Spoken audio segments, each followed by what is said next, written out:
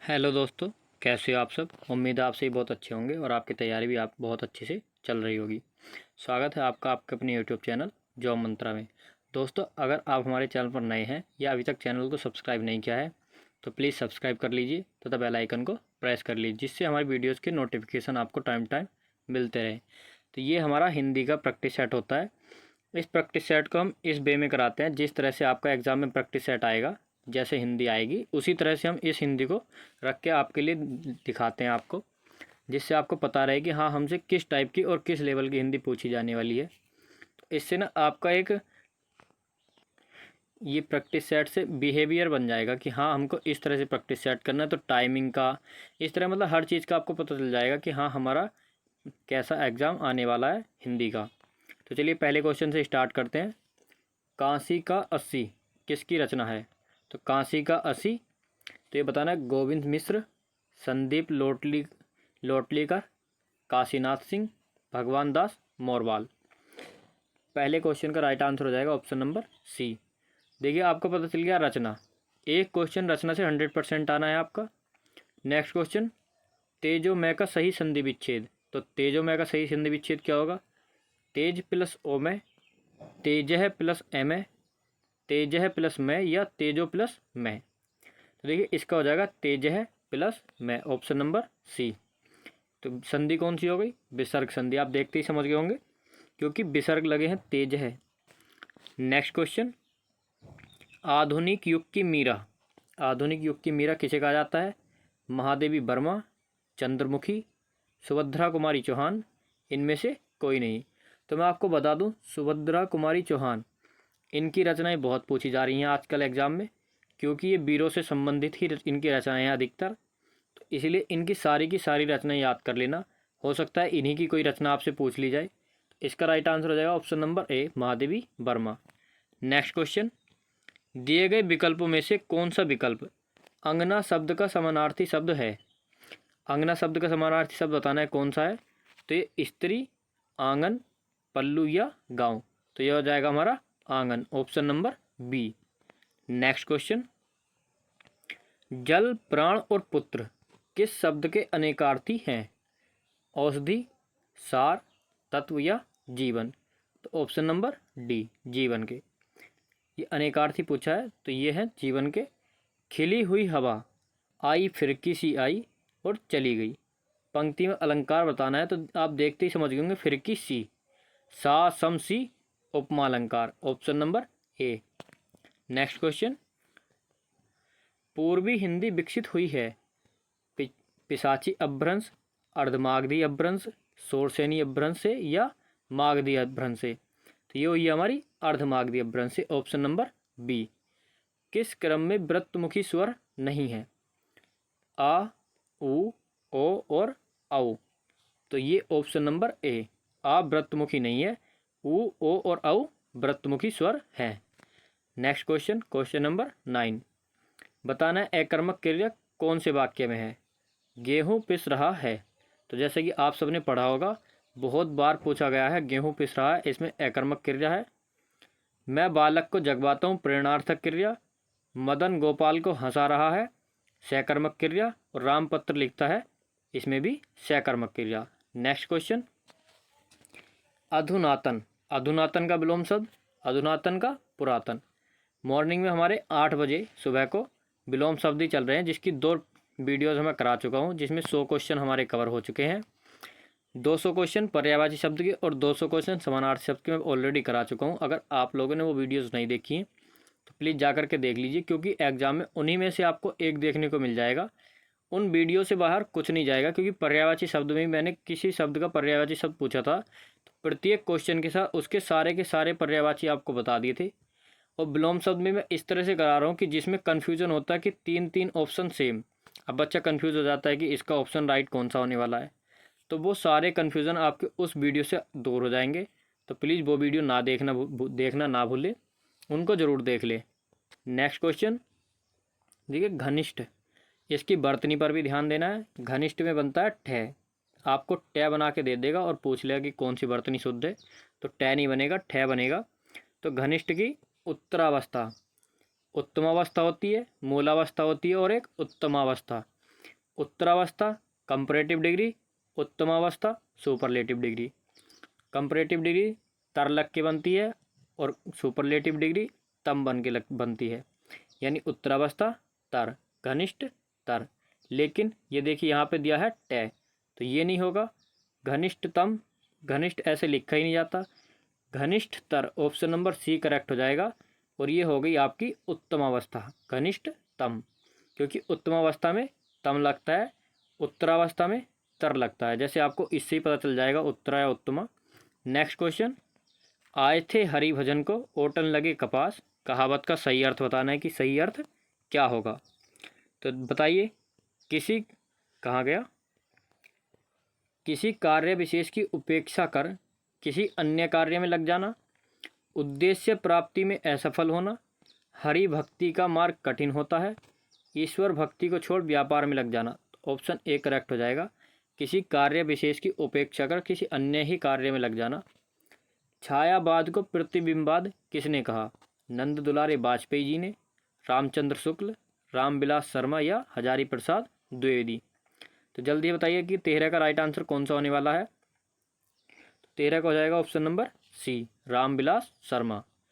सूरदास और नंददास की काव्य रचनाओं की भाषा कौन सी है। अगर आपको सूरदास की भी पता है तो ऑटोमेटिकली नंददास की खुद से हो जाएगी, क्योंकि सूरदास और नंददास एक ही रचना है इनकी, एक ही काव्य रचना की भाषा बतानी है। प्राकृत, संस्कृत, ब्रजभाषा या बोली। तो जैसे कि हमको पता है सूरदास की ब्रजभाषा, तो नंददास की भी ब्रजभाषा। नेक्स्ट क्वेश्चन, छंद कितने प्रकार के होते हैं। तो बताना है छंद कितने प्रकार के होते हैं, 2, 3, 4 या 5।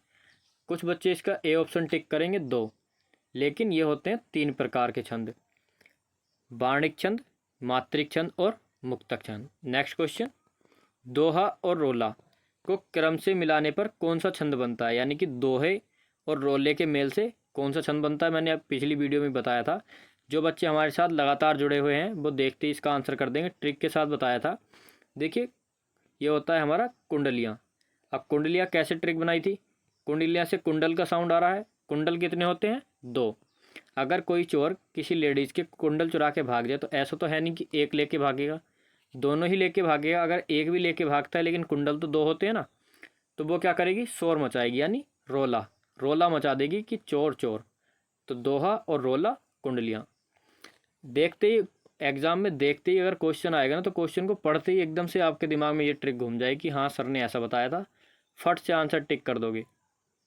नेक्स्ट क्वेश्चन, टैट है, डेड है, वर्णों के प्रयोग का संबंध काव्य के किस गुण से है।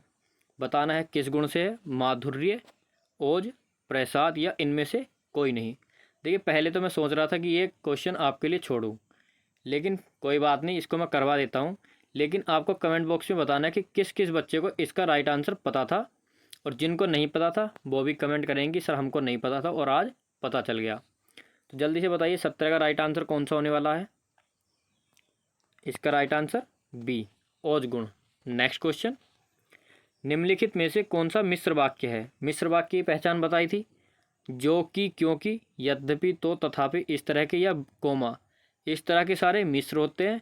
और अधिकतर मिश्र वाक्य में की लग के मिलता है और संयुक्त वाक्य में और लग के। इन 2 से 90% क्वेश्चन बनाए जाते हैं। इन्हीं से एक देखने को मिल जाएगा आपको, की, कोमा या और से, और होता है संयुक्त का। चोर को देखकर सिपाही पकड़ने दौड़ा, नेताजी भाषण देकर चले गए, सेठ जानता है कि नौकर ईमानदार है। ऑप्शन नंबर सी टिक करो और आगे बढ़ो। सृष्टि का विलोम शब्द है। जिन बच्चों ने हमारी सुबह वाली वीडियो देखी होगी उन्हें पता होगा, क्योंकि मैंने आज सुबह ही पढ़ाया है सृष्टि का विलोम शब्द, मरण, प्रलय, वृष्टि या मोक्ष। जिन बच्चों ने वो वीडियो देखी है उनका क्वेश्चन ये राइट आंसर होने वाला है। जिन्होंने नहीं देखी है, कुछ बच्चों का सही हो जाएगा, जिन्होंने पढ़ रखा है। मैं ये नहीं बोलता कि जिन्होंने हमारी वीडियो नहीं देखी उनका गलत ही होएगा, सही होएगा, लेकिन कुछ बच्चों का गलत भी हो जाएगा। और जितने हमारे बच्चे जुड़े हुए हैं हमारे साथ स्टार्टिंग से और जिन्होंने वो वीडियो देखी है उनका 100% किसी का भी गलत नहीं होने वाला। सृष्टि का ऑप्शन नंबर बी, प्रलय, यही बताया था। जिन बच्चों ने वृष्टि या मरण या मोक्ष लगाया है उन सभी का गलत। नेक्स्ट क्वेश्चन, सामान्य वर्तमान काल का उदाहरण है। तो बताना है सामान्य वर्तमान काल। सीता बाजार जाती होगी, रमेश ने समाचार पत्र पढ़ा, वर्षा हो रही थी या वह कलकत्ता जाता है। तो जल्दी से बताइए। तो वह कलकत्ता जाता है। ऑप्शन नंबर डी आपका करेक्ट हो जाएगा। व्याकरण की दृष्टि से प्रेम शब्द क्या है। तो प्रेम शब्द क्या है, ऑप्शन नंबर ए ही करेक्ट हो जाएगा आपका। भाववाचक संज्ञा, विशेषण, क्रिया या अव्यय, तीनों गलत हो जाएंगे। ऑप्शन नंबर ए भाववाचक संज्ञा। संकर शब्द का अर्थ है। संकर शब्द, विदेशी शब्द, ये मैं आपको कई बार बता चुका हूँ। क्या होते हैं संकर शब्द? दो भाषाओं के शब्दों से मिलकर बना शब्द संकर शब्द। जितने भी हमारे संस्कृत से आए शब्द हैं, जो कि त्यों, तत्सम, परिवर्तित रूप, तद्भव, और जितने भी हमारे उर्दू, फारसी, अंग्रेजी के शब्द होते हैं, विदेशी शब्द। नेक्स्ट क्वेश्चन, पाकशाला। तो ये पाकशाला नहीं है, ये है पाठशाला। पाठशाला किस प्रकार का शब्द है? ना जाने कितनी बार मैं बता चुका हूँ आपको। रूढ़, यौगिक और योग रूढ़ क्या होते हैं? रूढ़ जिनके टुकड़े न हो सकें। यौगिक दो शब्दों से मिलकर बना शब्द, जैसे नाम से ही पता चलता है यौगिक यानी योग। योग रूढ़ जितने भी बहुब्रीहि समास के उदाहरण होते हैं वो सब योग रूढ़। तो ये हो जाएगा हमारा ऑप्शन नंबर बी, यौगिक। नेक्स्ट क्वेश्चन, किस शब्द में उपसर्ग नहीं है? तो बताना है किस शब्द में उपसर्ग नहीं है। अपवाद, पराजय, प्रभाव या ओढ़ना। तो ऑप्शन नंबर डी, अपवाद में आप उपसर्ग, पराजय में परा और प्रभाव में प्र। नेक्स्ट क्वेश्चन, ब्रजबुली नाम से जानी जाती है। पंजाबी, मराठी, गुजराती या पुरानी बंगला। तो ये बोली जाती है हमारी ऑप्शन नंबर बी, मराठी। लिंग की दृष्टि से दही क्या है? लिंग की दृष्टि स्त्रीलिंग, पुल्लिंग, नपुंसकलिंग या उभयलिंग। देखिए ये क्वेश्चन भी 50% बच्चों का गलत होने वाला है। जो फट से आंसर कर देंगे स्त्रीलिंग, उनका हो जाएगा गलत। जितने बच्चे करेंगे पुल्लिंग, उनका आंसर हो जाएगा राइट, दही का पुल्लिंग। नेक्स्ट क्वेश्चन, आप वैसे नॉर्मली भाषा में बोलते हो दही खा ली, दही पी ली, जो भी बोलते हो, लेकिन दही पुल्लिंग शब्द होता है। नेक्स्ट क्वेश्चन, वर्णमाला कहते हैं। वर्णमाला आपको 3 पार्ट में कराई थी, टोटली ट्रिक के साथ कराई थी, और वो भी ऐसे कराई थी, इतना समझा के पढ़ाई थी आपको वर्णमाला कि उसके बाद कोई भी वीडियो देखने की आपको ज़रूरत नहीं पड़ेगी। सारी की सारी वर्णमाला आपको अच्छे से याद करा दी थी, और वो भी ट्रिक के साथ। जिस बच्चे ने वो वीडियो नहीं देखी है प्लीज़ जा कर के देख लीजिए, बहुत ही ज़्यादा हेल्पफुल वीडियो है आपके लिए। आपको पूरी वर्णमाला क्लास में ही याद हो जाएगी। वर्णमाला के बाद मैंने प्रैक्टिस सेट भी लगवाया था आपका, आपकी तैयारी जांचने के लिए, तो आपकी कितनी एक्यूरेसी बनती है, कितना याद है। तो अगर आपने नहीं देखा है तो प्लीज़ जा कर के देख लीजिए, प्ले लिस्ट बनी हुई है, वहाँ पर आपको मिल जाएगी। तो बात कर लेते हैं अपने वर्णमाला की। तो वर्णों के व्यवस्थित समूह को वर्णमाला कहते हैं। नेक्स्ट क्वेश्चन, रोग पीड़ित में कौन सा समास है? तो रोग पीड़ित में कर्मधारय, द्वंद्व समास, बहुब्रीहि या तत्पुरुष।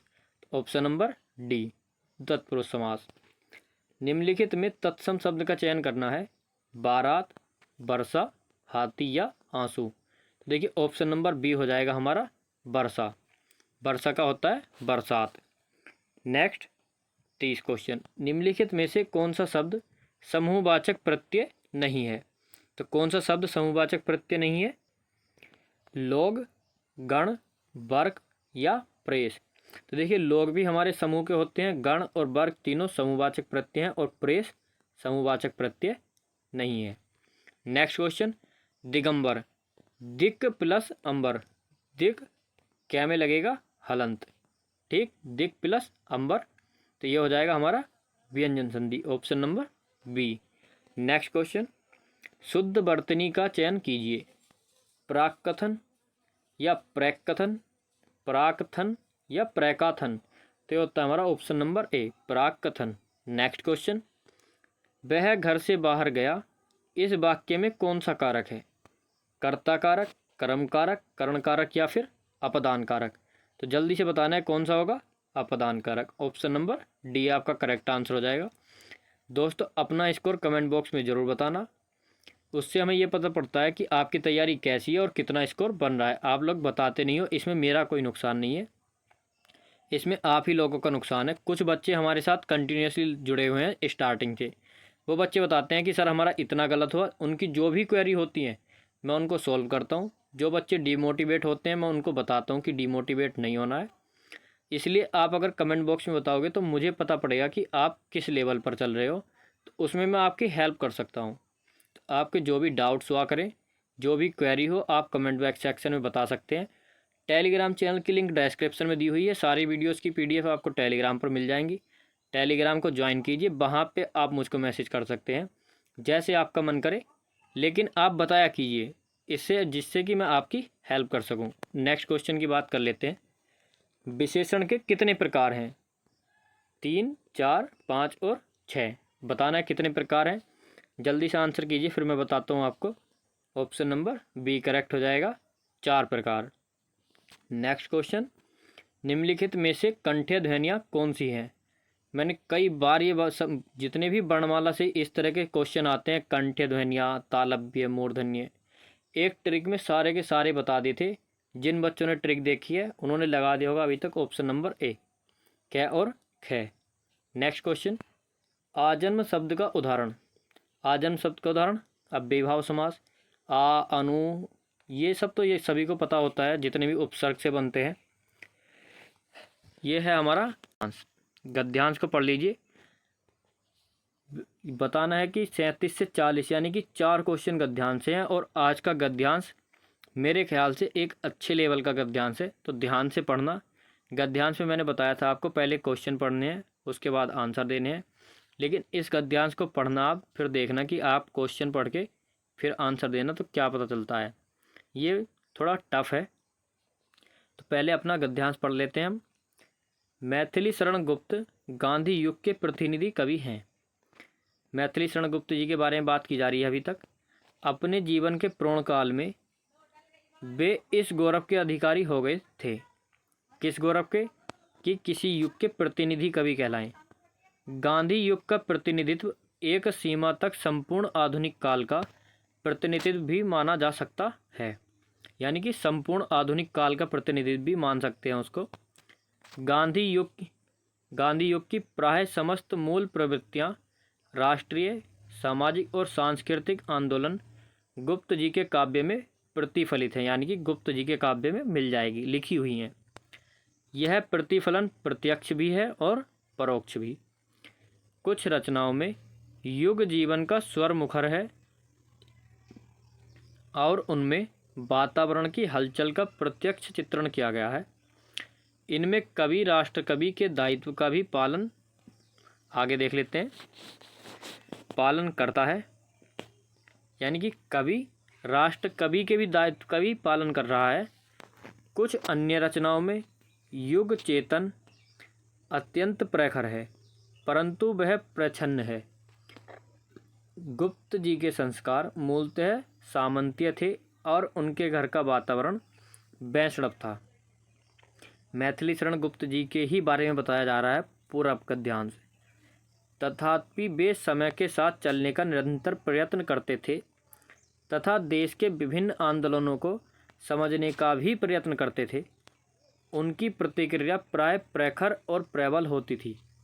गांधी युग की समस्याओं का चित्रण प्रेमचंद ने भी किया और अपने ढंग से प्रसाद ने भी, यानी कि गांधी युग की जो समस्याएं थीं उनको प्रेमचंद जी ने भी लिखा है और प्रसाद जी ने भी। प्रेमचंद की दृष्टि बहिर्मुख थी, उनकी चेतना सामाजिक राजनीतिक थी। प्रसाद जी की दृष्टि अंतर्मुखी थी और उनकी चेतना एकांत रूप से सांस्कृतिक थी। और प्रेमचंद जी की सामाजिक और राजनीतिक। गांधी युग की प्राय सभी प्रमुख समस्याओं को उन्होंने ग्रहण किया, परंतु उनके बहिरंग में उनकी रुचि नहीं थी। आगे पढ़ लेते हैं। देखिए कितना लंबा पैसेज है आज का। कहाँ तक?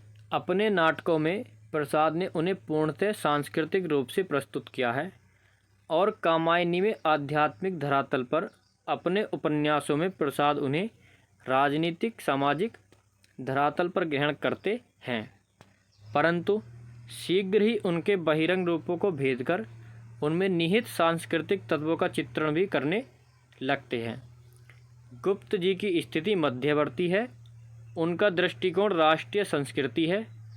उनमें न तो प्रेमचंद के समान व्यावहारिकता का आग्रह है और न प्रसाद की तरह दार्शनिकता का। उनमें सैगुण तत्व अधिक हैं।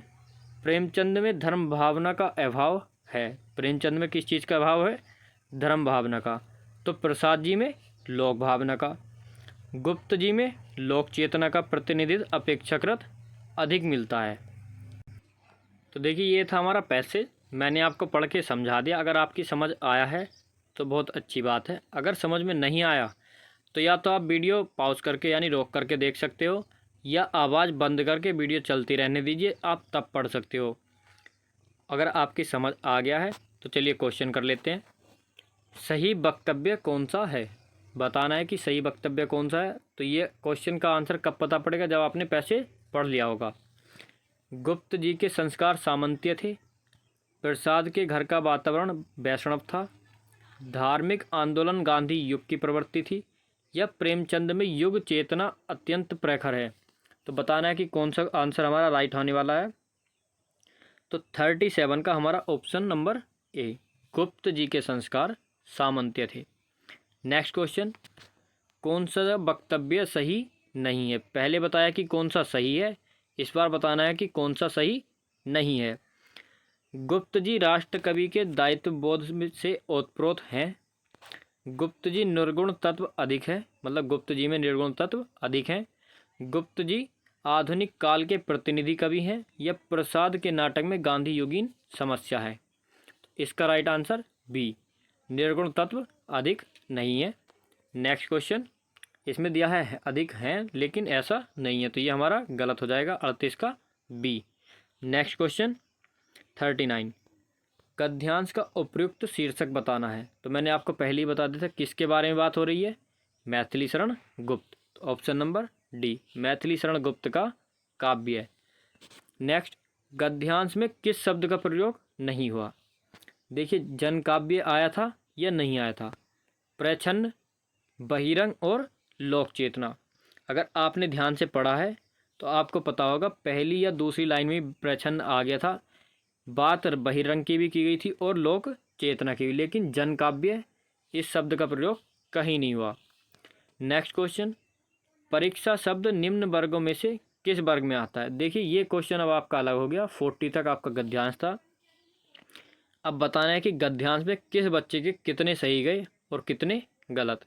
मेरे हिसाब से आज का पैसेज का लेवल बहुत अच्छा था। नेक्स्ट क्वेश्चन की बात करें, कमेंट में ज़रूर बताना है प्लीज़, मैं फिर से कह रहा हूँ कमेंट में ज़रूर बताना है। इससे आपकी ही ये बात जो है, अगर आप कमेंट में बताओगे तो ये आपके लिए ही हेल्पफुल साबित होने वाला है, क्योंकि उसमें मैं आपकी कुछ हेल्प कर सकता हूँ, कोई भी डाउट हो। और मुझे पता रहेगा कि ये अगर इतना मतलब इस लेवल का पैसेज भी आता है तो आप कितना अटैम्प्ट कर पाओगे, आपके कितने क्वेश्चन सही जाएंगे, इससे ये पता पड़ जाएगा। फिर मैं आपको उसी लेवल से पैसेज कराऊंगा, ठीक है ना। अगर आप कुछ नहीं बताओगे तो मैं वही लेवल चलने दूंगा जो मेरा लेवल चल रहा है, ठीक है। नेक्स्ट क्वेश्चन, परीक्षा शब्द निम्नलिखित वर्गों में से किस वर्ग में आता है? तत्सम, तद्भव, देशज या विदेशज। तो जल्दी से बताइए। तो इसका राइट आंसर हो जाएगा ऑप्शन नंबर ए, तत्सम। नेक्स्ट क्वेश्चन, स्पर्श शब्द जो स्पर्श है, अगर इसका विलोम बनाना है तो किस उपसर्ग का प्रयोग करके इसका विलोम बनाएंगे? निस्पर्श, अनुस्पर्श या अस्पर्श या कोस्पर्श। तो जैसे कि पढ़ते ही आपको पता चल गया होगा अस्पर्श, option number C. Next question, किस वाक्य में क्रिया सामान्य भूतकाल में है? उसने पुस्तक पढ़ी, उसने पुस्तक पढ़ी है, उसने पुस्तक पढ़ी थी या उसके पुस्तक पढ़ी होगी? उसने पुस्तक पढ़ी होगी। तो 43 का राइट आंसर कौन सा होगा? उसने पुस्तक पढ़ी। भूतकाल का बताना है, वो भी सामान्य भूतकाल। नेक्स्ट क्वेश्चन, निम्नलिखित में से किस वाक्य में अकर्मक क्रिया है? तो जैसे क्वेश्चन पीछे भी आ चुका है, बताया था गेहूँ पिस रहा है, अकर्मक क्रिया। सेम वही क्वेश्चन फिर से रिपीट हो गया, गलती से रखा गया होगा ये। निम्नलिखित में से कौन सा वर्ग उच्चारण की दृष्टि से दंत्य नहीं है? अगर आपको पता है कि दंत्य कौन से होते हैं तो अच्छी बात है, अगर आपको नहीं पता तो मैं बताता हूँ, हर वीडियो में बताता हूँ कि ऑप्शन एलिमिनेट करना सीखिए। अब देखिए तय, न, द, तीनों सेम एक ही वर्ग के हैं, लेकिन क्वेश्चन कहता है कौन सा वर्ग उच्चारण की दृष्टि से दंत्य नहीं है। तो कौन सा वर्ग नहीं है? ट वर्ग अलग हो गया, तीन सेम वर्ग हो गए, तो ये तीनों तो कटेंगे नहीं, तो ये वाला हो जाएगा। तो ऑप्शन नंबर डी, ट। अब ये आपको बताना है कि कौन से वर्ग का है, तो ट होता है हमारा मूर्धन्य। नेक्स्ट क्वेश्चन, अगर आपको वो ट्रिक पता है हमारी वाली तो फिर आपको बताने की कोई ज़रूरत ही नहीं है, आपको तो पता ही होगा। नेक्स्ट क्वेश्चन, बताना है कि किस पार्ट में त्रुटि है, तो धनवान को व्यर्थ बेकार में सहायता देकर कोई लाभ न होगा। आपने आंसर टिक कर भी दिया होगा अपना, कौन से पार्ट में गलती है, तो ऑप्शन नंबर बी। कुछ बच्चे बोलेंगे कि इसको हटा दो व्यर्थ को, लेकिन देखना तो ये है कि पहले तो सही है लेकिन बाद में तो गलत होगा। पहले का देखकर बाद में तो पता चला कि हाँ ये हमारा पार्ट एक्स्ट्रा है, अगर पहले ही हटा दोगे तो ऐसे कैसे काम चलेगा। तो पहले भी हटते हैं लेकिन सेंस के हिसाब से, वरना अधिकतर सेकंड वाला हटता है। नेक्स्ट क्वेश्चन, डॉक्टर के कहने पर मैंने शाम सुबह लंबी सैर पर जाना शुरू कर दिया, तो बी पार्ट में गलती, शाम सुबह। सुबह और शाम हो सकता है या इसमें बीच में डैश दे सकता है, लेकिन यहाँ पर कुछ नहीं दिया, कोई विराम चिन्ह नहीं, कोई कंजक्शन नहीं, इसलिए यह गलत हो जाएगा, ऑप्शन नंबर बी।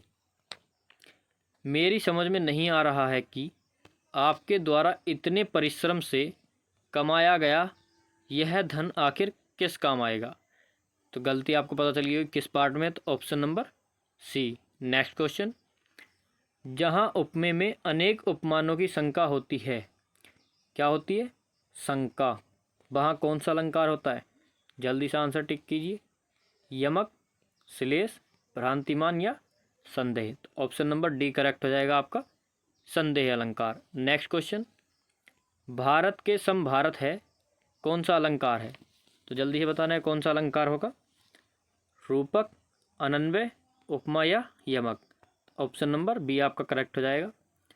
मृग नयनी में कौन सा समास है, अव्ययीभाव, तत्पुरुष, कर्मधारय या बहुब्री, तो अव्ययीभाव में बहुत से बच्चे बहुब्री समास लगाएंगे, लेकिन मृग नयनी के लिए आपका आएगा कर्मधारय समास, ऑप्शन नंबर सी।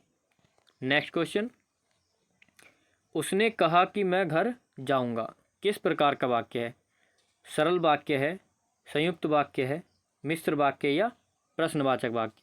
अभी आपको पीछे बताया था जहाँ पर भी अगर आपको की दिखाई देता है मिश्र वाक्य है। देखिए दो क्वेश्चन आ गए आपके इस तरह के, मिश्र वाक्य आया है तो दोनों में ही की से पूछा गया है। एक ही प्रैक्टिस सेट में दो क्वेश्चन, आप सोच सकते हो कि दोनों सेम मतलब सेम क्वेश्चन नहीं है, लेकिन सेम कंजक्शन रखा है की, ये जो रखा है आपका, तो कुछ अलग भी कर सकता था, लेकिन फिर भी की से ही पूछे दोनों के दोनों क्वेश्चन, इसलिए आपके की और से बहुत क्वेश्चन बनते हैं।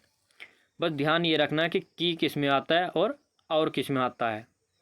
नेक्स्ट क्वेश्चन, बताना है कौन सा शब्द विशेषण है, सौंदर्य, बेकारी, वृक्ष या फुफेरा, 53 का डी, फुफेरा भाई, फुफेरा भाई होता है, तो भाई की विशेषता बताई फुफेरा ने कि वो किस प्रकार का भाई है, फुफेरा। नेक्स्ट क्वेश्चन, बताना है कि एक शब्द का चयन कीजिए जो सदा दूसरे पर संदेह करता है, झगड़ालू, दयालु, ईर्ष्यालु या शंकालु, तो देखते ही आंसर टिक कीजिए, शंकालु, ऑप्शन नंबर डी। ऐसा रोग जिसका उपचार संभव न हो, अरोगी, बिल्कुल गलत बात, अतिरोगी गलत, विरोगी गलत, तो हो गया असाध्य। एक ही ऑप्शन बचा आपका 55 का, option number D. Next question, इनमें से अपादान कारक की विभक्ति क्या है, तो अपादान कारक की विभक्ति आप सभी को पता होगा, से option number C. Next question, निम्नलिखित में से कौन सा विकल्प किरण का पर्यायवाची शब्द नहीं है। अब देखिए जब पर्यायवाची शब्द कराए थे आपको किरण के बहुत सारे पर्यायवाची शब्द बताए थे, इस तरह के क्वेश्चन भी कराए थे मैंने कि नहीं है, हर प्रकार से आपको क्वेश्चन करा के दिखाए थे कि किस तरह से पूछ सकता है। अब आप देख लीजिए कि इस तरह का ही क्वेश्चन पूछा जा रहा है, अंशु, प्रकाश, रश्मि या मयूख, जल्दी से आंसर टिक कीजिए, तो ये हो जाएगा ऑप्शन नंबर बी। प्रकाश का उजाला होता है, रोशनी होता है, लेकिन किरण नहीं होता। बहुत से बच्चों ने प्रकाश भी लगाया होगा, कन्फ्यूज़न हो रहा होगा कि कौन सा है कौन सा है। जितने बच्चों ने वीडियोस देखी हैं उनमें से किसी एक को भी कन्फ्यूज़न नहीं हुआ होगा। मैं गारंटी के साथ कहता हूँ अगर उनमें से किसी बच्चे को कन्फ्यूज़न है तो कमेंट बॉक्स में मुझे बता सकता है कि क्या कन्फ्यूज़न है। नेक्स्ट क्वेश्चन, छंद का समानार्थी शब्द है आवरण, पद, बंधन या फिर आचरण। 58 का राइट आंसर कौन सा होने वाला है? ऑप्शन नंबर बी, पद। नेक्स्ट क्वेश्चन, निम्नांकित में कौन सा शब्द वृद्धि संधि का उदाहरण नहीं है? ध्यान देना है, नहीं है। सदैव, सदा प्लस एव। जलोद, जल प्लस के औद। गुरुपदेश, गुरु प्लस के उपदेश। परमोदार्य, परम प्लस के उदार्य। आपको देखते ही पता चल गया होगा, गुरुपदेश। जहाँ पर भी औ की मात्रा होती है फट से वृद्धि संधि लगा दीजिए, 99% आपका सही होता है। बाकी आपने संधि पढ़ी है, नहीं पढ़ी है तो संधि कराई थी सिर्फ मात्र एक वीडियो में, जा कर के देख सकते हैं, बताना संधि कैसी लगी। नेक्स्ट क्वेश्चन, 1955 में गठित प्रथम राज्यसभा आयोग के अध्यक्ष थे, तो कौन थे? तो क्वेश्चन नंबर 60A, बीजी खेर। दोस्तों वीडियो कैसी लगी? अगर अच्छी लगी हो तो लाइक करना, दोस्तों के साथ शेयर करना, और चैनल को सब्सक्राइब नहीं किया है तो प्लीज़ सब्सक्राइब कर लेना। यूपी SSC फॉरेस्ट गार्ड को ही टारगेट करते हुए हम एग्ज़ाम तैयारी करा रहे हैं, और जितने भी क्वेश्चन हमारे होते हैं वो सिर्फ वही क्वेश्चन कराता हूँ मैं आपको जो यूपी SSC द्वारा पूछे गए हैं, या जिस तरह के क्वेश्चन यूपी SSC पूछता है। तो दोस्तों टाइम टेबल आपको पता होगा, सुबह 8 बजे होता है हमारा टॉपिक वाइज हिंदी, दोपहर 12 बजे मिक्स क्वेश्चन GS के, शाम 6 बजे हिंदी का प्रैक्टिस सेट, 7 बजे रीजनिंग और 8 बजे UPG के। चलिए दोस्तों आज की वीडियो यहीं तक, और टाइम टू टाइम वीडियो देखते रहना। धन्यवाद।